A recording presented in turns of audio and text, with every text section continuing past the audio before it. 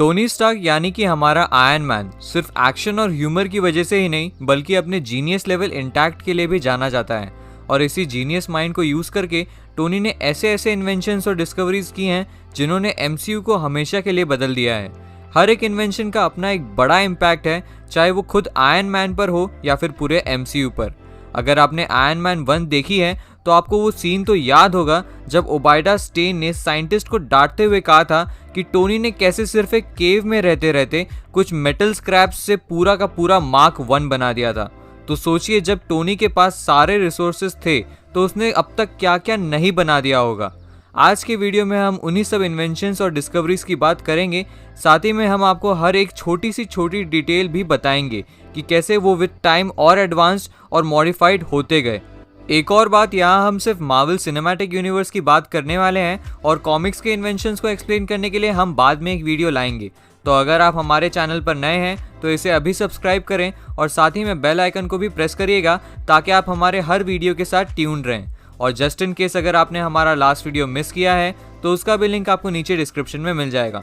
So with that said, let's start our video.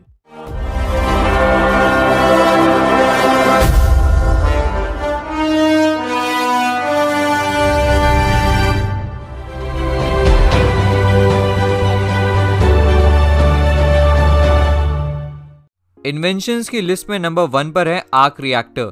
Arc reactor एक fusion है power sources का जो कि टोनी स्टार्क के मार्क सूट्स को पावर देने के लिए पहले यूज किया जाता था, जिसकी कोर पैलेडियम एलिमेंट से बनाई गई थी और धीरे धीरे वो और भी इवॉल्व होता गया और मार्क सूट्स को छोड़कर भी बहुत इंपॉर्टेंट चीजों का मेन सोर्स बन गया। बड़ा वाला आर्क रिएक्टर जो कि हमने आयरन मैन 1 में देखा था वो टोनी के डैड यानी हावर्ड स्टार्क ने बनाया था और तब से वही सारे स्टार्क टावर्स का पावर सोर्स था। लेकिन अभी हम मिनिएचर आर्क रिएक्टर और उसके विद टाइम एडवांसमेंट की बात करेंगे। तो सबसे पहला आर्क रिएक्टर था पैलेडियम आर्क रिएक्टर मार्क 1। यही ओरिजिनल आर्क रिएक्टर था जिसे बाद में टाइम के साथ और मॉडिफाई किया गया था और इसे टोनी और यिनसेन ने बनाया था जब उन्हें 10 रिंग्स के ग्रुप ने अफगानिस्तान में किडनैप किया था। उन्होंने ये सिर्फ कुछ स्पेयर पार्ट्स और पुरानी स्टार्क मिसाइल्स के पार्ट्स से पैलेडियम कोड आर्क रिएक्टर बनाया था और इसका मेन यूज टोनी के हार्ट में लगे इलेक्ट्रोमैग्नेट को पावर देना था ताकि उसके बॉडी में एक्सीडेंटली जो मेटल कंटेंट्स घुस गए हैं उसके हार्ट तक ना पहुंचे। इसकी कैपेबिलिटी 3 गीगाजूल्स पर सेकंड तक की पावर को जनरेट कर सकती है और यिनसेन ने तो ये भी कहा था कि ये स्टार्क को 50 लाइफ टाइम्स तक जिंदा रख सकता है। लेकिन जैसे ही टोनी उस जगह से एस्केप करता है उसने एक और आर्क रिएक्टर बनाया जो कि इसी का मॉडिफाइड वर्जन था और वो था पैलेडियम आर्क रिएक्टर मार्क 2। जब टोनी ने यह नया वाला आर्क रिएक्टर बनाया तो अब इसका काम सिर्फ इलेक्ट्रोमैग्नेट को पावर देना नहीं था बल्कि मार्क 1 से भी एडवांस लेवल सूट्स मार्क 2 और मार्क 3 को भी पावर देना था। लेकिन फिर हमने देखा कैसे ओबायडा ने मार्क 1 के स्पेयर पार्ट से एक आयरन मोंगोर बनाया और टोनी से ये वाला आर्क रिएक्टर भी छीन लिया ताकि वो मोंगोर को पावर दे सके। और आगे की स्टोरी तो आप जानते ही हो। तो एट द एंड जब पेपर बड़ा वाला आर्क रिएक्टर एक्सप्लोड करती है और ओबायडा और मोंगोर दोनों डिस्ट्रॉयड हो जाते हैं, तब टोनी ने पैलेडियम आर्क रिएक्टर 2 को रिप्लेस करने के लिए बनाया पैलेडियम आर्क रिएक्टर मार्क 3। लेकिन इसे ज्यादा टाइम तक नहीं यूज किया गया था और इसका यूसेज ड्यूरेशन सिर्फ 6 मंथ्स का ही था। इसका मेन रीजन पैलेडियम पॉइजनिंग था जो कि धीरे धीरे टोनी के कार्डियक मसल्स और बॉडी को अफेक्ट करते जा रहा था। तो ऑब्वियसली इसे भी रिप्लेस करना ही था और यहाँ ही आता है नया एलिमेंट से बना आर्क रिएक्टर। अभी हम आर्क रिएक्टर की ही बात कर रहे हैं और एलिमेंट के बारे में हम आगे आपको वीडियो में बताएंगे। तो नए एलिमेंट से बने हुए आर्क रिएक्टर का नाम था the new element arc reactor mark 1। जब टोनी ने एक नया एलिमेंट डिस्कवर किया अपनी डैड की थ्योरीज की हेल्प से तो उसने पैलेडियम पॉइजनिंग को ओवरकम करके एक ऐसा आर्क रिएक्टर बनाया जो कि एनर्जी का क्लीन सोर्स था, यानी इससे उसकी हेल्थ पर कभी भी इफेक्ट नहीं पड़ने वाला था। साथ ही में ये मार्क 6 और मार्क 7 सूट्स को पावर करने के लिए भी यूज किया गया था और फिर इसी का एक एनहांस्ड वर्जन बनाकर इसे स्टार्क टावर में भी इंस्टॉल किया था जिससे वो पूरे टावर को सस्टेनेबल और स्मार्ट टेक्नोलॉजी के साथ पावर कर सके। फिर आता है the new element arc reactor mark 2 जिसे टोनी ने आयरन लीजन को पावर देने के लिए बनाया था। लेकिन अल्ट्रॉन के आने के बाद टोनी को इसे भी डिस्ट्रॉय करना पड़ा। टोनी स्टार्क की सबसे अच्छी बात यह है कि वो टेक्नोलॉजी में हमेशा आगे जाना चाहता था, इसलिए अब इसके डिस्ट्रॉय होने के बाद वो पुराने वाले मॉडल्स को यूज नहीं करता, इसलिए उसने बनाया the new element arc reactor mark 3। इसे स्पेशली मार्क 44 और हल्क बस्टर के लिए बनाया गया था। और आपको वो सीन तो याद ही होगा जब इस हल्क बस्टर को यूज करके द इनक्रेडिबल हल्क को साउथ अफ्रीका में हराया गया था। ये सही में अब तक के सारे आर्क रिएक्टर्स से बहुत एडवांस था और इसने काफी एडवांस्ड फीचर्स मार्क सूट्स में भी ऐड किए थे, जैसे न्यू रिपल्सर डिजाइन जो कि बेटर पावर डिस्ट्रीब्यूशन से फाइट्स में स्टेबिलिटी प्रोवाइड करे, quick charge time of repulsor blast, और इन्हीं ब्लास्ट की पावर इंटेंसिटी को नेक्स्ट लेवल बढ़ा दिया, जिससे टोनी अल्ट्रॉन के बॉट्स को एक ही ब्लास्ट में डिस्ट्रॉय कर पा रहा था। नेक्स्ट है the new element arc reactor mark 4। इसे again more advanced mark suits जैसे मार्क 46 और मार्क 47 के लिए डिजाइन किया गया था और अब तक सिर्फ repulsor blast one shot damage दे रहे थे, लेकिन ये इतना पावरफुल था कि बकी एके विंटर सोल्जर के बायोनिक आर्म को भी ये बहुत आराम से वेपराइज कर सकता था। साथ ही में ये हल्क बस्टर जैसे मल्टीपल आरसी सिस्टम को भी एक्सेस कर सकता था, लेकिन इतना होने के बाद भी टोनी सेटिस्फाइड नहीं था और इसलिए उसने इस आर्क रिएक्टर को भी रिप्लेस करने की सोची और बनाया अपने पूरे लाइफ टाइम का the second most powerful arc reactor, the new element arc reactor mark 5। यही था आयरन मैन के सूट्स का गेम चेंजर। अब सिर्फ बात मार्क सूट्स तक नहीं थी, बल्कि अब तो टोनी इसी की हेल्प से नैनो टेक्नोलॉजी को भी एक्सेस कर सकता था और जब चाहे जैसे वेपन्स को क्रिएट कर सकता था। साथ ही इसने पावर डिस्ट्रीब्यूशन को भी और एनहांस करके first time in the history micro आरटीज का भी यूज किया था और सभी को लग रहा था कि अब इससे एडवांस्ड क्या हो सकता है, लेकिन टोनी ने इसे भी एक लेवल अप जाकर अपनी पूरी लाइफ का और पूरे एमसीयू का सबसे पावरफुल और एडवांस्ड आर्क रिएक्टर बनाया, the new element arc reactor mark 6। इस रिएक्टर ने पहले वाले मार्क 5 और मार्क 3 रिएक्टर के पावर्स को कंबाइन कर दिया और मार्क 45 आर्मर को एक डेडली आयरन सूट बना दिया। साथ ही में इसने अब तक का सबसे लॉन्गेस्ट और ड्यूरेबल सुपरचार्ज फीचर भी अनलॉक किया।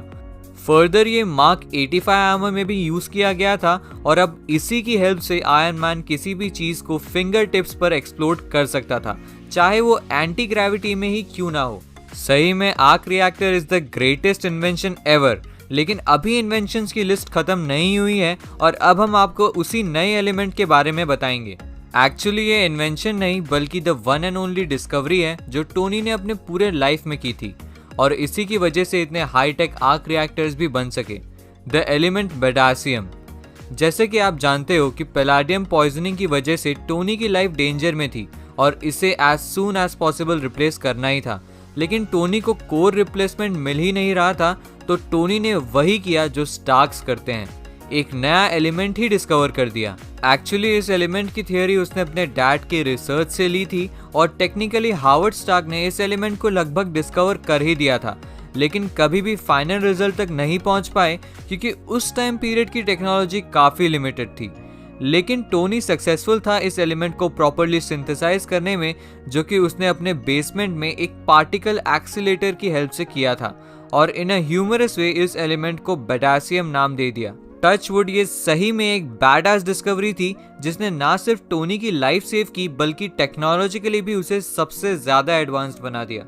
तो अब हम इन्वेंशंस की लिस्ट में वापस आते हैं और हमारा नंबर 2 इन्वेंशन है आर्टिफिशियल इंटेलिजेंस।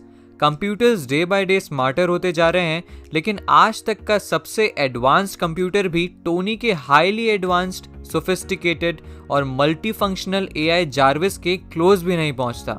जार्विस ऐसा एआई है जो कि फुल्ली कॉन्वर्सेशंस को होल्ड कर सकता है, ह्यूमन इमोशंस दिखा सकता है और आयरन मैन मूवीज में मजा तो जार्विस और टोनी की कॉन्वर्सेशन से ही आता है। वैसे एआई को शुरू से ही दिखाया गया है और इसके इन्वेंशंस के बारे में कुछ खास डिटेल्स नहीं है, लेकिन जार्विस बहुत सिमिलर है कॉमिक्स के एआई होमर से। होमर भी जार्विस की तरह ही सुपर इंटेलिजेंट है और थ्रेट्स, इंट्रूडर्स के बारे में भी टोनी को अलार्म करता है। साथ ही में टोनी के सूट्स, प्रोजेक्ट्स, इन्वेंटरी, इन सभी का ध्यान भी रखता है। एमसीयू में जार्विस के जाने के बाद टोनी ने एक और एआई क्रिएट किया था जो कि था फ्राइडे।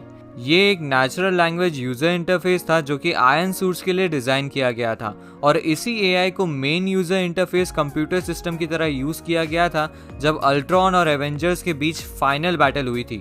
वैसे तो ये दोनों एआई टोनी ने अपने लिए बनाए थे, लेकिन एक ऐसा भी एआई था जिसे उसने अपने लिए नहीं बल्कि स्पाइडरमैन के लिए बनाया था, जो कि उसके मरने के बाद निक फ्यूरी ने स्पाइडरमैन को दे दिया था और उसका नाम है Edith.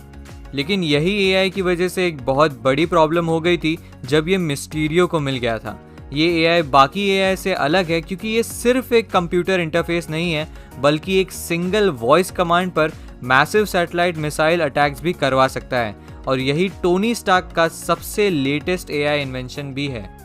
Moving on, number 3 invention है आयरन सूट। यह आर्क रिएक्टर के बाद सबसे पहली चीज थी जिसे टोनी ने इन्वेंट किया, और यही तो वो इन्वेंशन है जो टोनी स्टार्क को आयरन मैन बनाता है। वैसे तो टोनी ने multiple versions of mark suits invent किए हैं, जैसा कि अभी आपने आर्क रिएक्टर वाले सेक्शन में सुना, लेकिन उसके साथ साथ उसने ऐसे भी सूट्स इन्वेंट किए थे जिनको दूसरे कैरेक्टर्स ने भी यूज किया, जैसे वॉर मशीन, हल्क बस्टर जब उसका यूज बैनर ने किया था, पेपर पॉट्स का रेस्क्यू आर्मर जो कि हमें एंड गेम में दिखा था, और आयरन स्पाइडर आर्मर जिसकी हम नेक्स्ट सेगमेंट में बात करने वाले हैं। तो अब मैं आपको आयरन सूट्स के मेन फीचर्स बता देता हूं जो कि उन्हें इतना डायनेमिक और आइकॉनिक बनाते हैं। रॉकेट थ्रस्टर्स जिसकी वजह से आयरन मैन डीप स्पेस में ट्रैवल कर पाता है। नैनो टेक्नोलॉजी एक्सेस जिसकी वजह से आयरन मैन जब चाहे किसी भी शेप और डिजाइन का वेपन क्रिएट कर सकता है।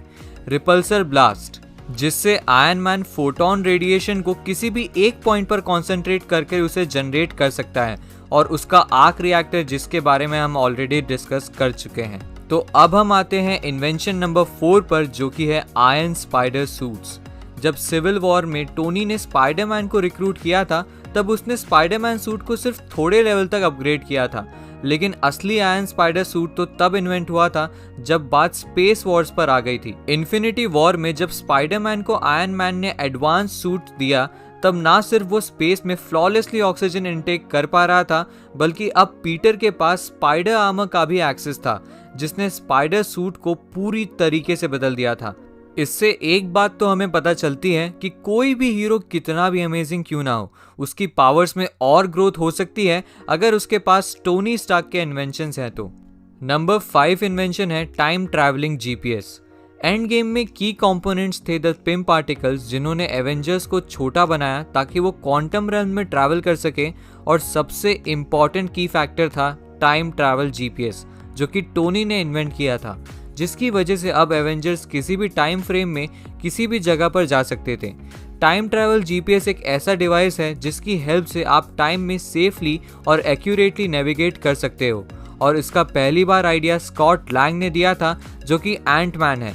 उसने ये प्रेडिक्ट किया था कि शायद ये पॉसिबल है कि वो एक टाइम के पॉइंट पर जाकर दूसरे टाइम के पॉइंट से बाहर निकल सकता है, और यही आइडिया को लेकर कैप्टन अमेरिका, नताशा और लैंग टोनी के पास गए थे, जिसका नाम उन्होंने टाइम हाइस्ट रखा था। उस टाइम तो टोनी ने इसे इम्पॉसिबल बताया था, लेकिन टोनी सीक्रेटिवली उसी प्रोजेक्ट पर काम कर रहा था, और जैसा कि वो लोग चाहते थे, टोनी ने टाइम ट्रैवल जीपीएस को पॉसिबल बना दिया। हर एक इन्वेंशन ये 110% प्रूफ है कि टोनी स्टार्क एक बॉर्न जीनियस था। नंबर 6 इन्वेंशन है टेलीप्रेजेंस हेडसेट। इस इन्वेंशन ने ये प्रूव कर दिया कि टोनी बिना आयरन मैन सूट को पहने भी उसे एक्सेस कर सकता है, और वो भी वर्ल्ड के किसी भी पार्ट से। स्पाइडरमैन होमकमिंग में आपको याद होगा कैसे टोनी ने इंडिया में होते हुए स्पाइडरमैन की हेल्प की थी अपने मार्क 42 को भेजकर, और इसी की वजह से उसने प्रेसिडेंट मैथ्यू एलिस को भी किडनैप होने से बचाया था। एक्चुअली एक ऐसा डिवाइस है जो टोनी को उसके मार्क 42 का रिमोट एक्सेस देता है, और उसे सेल्फ डिस्ट्रक्शन, टारगेट लॉकिंग और रिपल्सर पावर अटैक्स भी सिर्फ वॉइस कमांड पर करवाए जा सकते हैं, और ये किसी और इंस्ट्रक्शन को भी स्टार्क के माइंड से ट्रांसलेट कर कर सूट में ट्रांसफर कर सकता है, और इन्हीं सब फीचर्स की वजह से ये भी एक कमाल का इन्वेंशन था। लेकिन क्या सारे स्टार्क इन्वेंशंस ह्यूमन काइंड के लिए यूजफुल थे? एक इन्वेंशन ऐसा भी था जिसने पूरी ह्यूमन स्पीशीज पर वॉर डिक्लेयर कर दी थी, और वही एक अकेला इन्वेंशन था जिसे बनाने के बाद टोनी ने रिग्रेट भी किया था, और वो है नंबर 7 इन्वेंशन अल्ट्रॉन। जब टोनी और बैनर ने एक साइबरनेटिक मेगालोमेनियाक बनाया जो किसी भी मेटल बॉडीज में कॉन्शियसनेस ट्रांसफर कर सकता था इंटरनेट के थ्रू, किसी भी सिटी को अकेले हवा में उड़ा सकता था, और अपने आप को रेप्लिकेट कर सकता था मल्टीपल रोबोट असैसिन्स में, और वो सारी चीजें भी कर सकता था जो आपने एज ऑफ अल्ट्रॉन में देखी। एक्चुअली उसे ह्यूमन काइंड की प्रोटेक्शन के लिए क्रिएट किया गया था, लेकिन बाद में उसमें अपने ही फ्री विल और इमोशंस डेवलप हो गए, जिससे उसने हर जगह डिस्ट्रक्शन कर दिया। लेकिन टोनी ने अल्ट्रॉन के अच्छे वर्जन को भी बनाया था। मैं बात कर रहा हूँ इन्वेंशन नंबर 8 विजन की। भले ही टोनी और बैनर ने विजन को बनाने में बहुत कम कंट्रीब्यूशन दिया हो, लेकिन फाइनल टच तो उन्हीं का था। जब अल्ट्रॉन की बनाई सिंथेटिक बॉडी को हॉकाई लैब लेके आया था, तब टोनी और बैनर ने उसमें एआई जाविस अपलोड कर दिया था और वहीं से शुरुआत हुई थी विजन की। वैसे ये अल्ट्रॉन अपने लिए बनाने वाला था, क्योंकि ये सिंथेटिक बॉडी कोई नॉर्मल बॉडी नहीं थी, बल्कि माइंड स्टोन से पावर्ड थी। और सही टाइम पर एंट्री मारकर विजन ने अल्ट्रॉन को डिस्ट्रॉय कर दिया। अब फाइनली हम बात करेंगे लिस्ट के लास्ट मेन इन्वेंशन की, और सही में अगर ये नहीं होता तो एवेंजर्स थैनोस को एंड गेम में कभी भी नहीं हरा पाते। नंबर 9 इन्वेंशन है आयरन गॉन्टलेट। आयरन गॉन्टलेट, जिसे पावर गॉन्टलेट और नैनो गॉन्टलेट भी कहते हैं, इस गॉन्टलेट को टोनी, बैनर और रॉकेट ने बनाया था। ये इन्फिनिटी गॉन्टलेट की ही कॉपी है, लेकिन फर्क बस इतना है कि उरू मेटल की जगह ये गॉन्टलेट स्टार्क आर्मर टेक्नोलॉजी और नैनो टेक से बना है। कोई कुछ भी कहे, लेकिन एक ऐसा गॉन्टलेट बनाना जो कि सारे इन्फिनिटी स्टोन्स की पावर को होल्ड कर सके, इससे बड़ी बात कुछ नहीं हो सकती। तो आज के लिए बस इतना ही। वीडियो अच्छा लगा तो इसे लाइक करें, साथ ही में कमेंट कर आप अपना फेवरेट स्टार्क इन्वेंशन हमें बता सकते हैं। और ऐसे और वीडियोस के लिए हमारे साथ बने रहें। मिलते हैं नेक्स्ट वीडियो में। Stay tuned.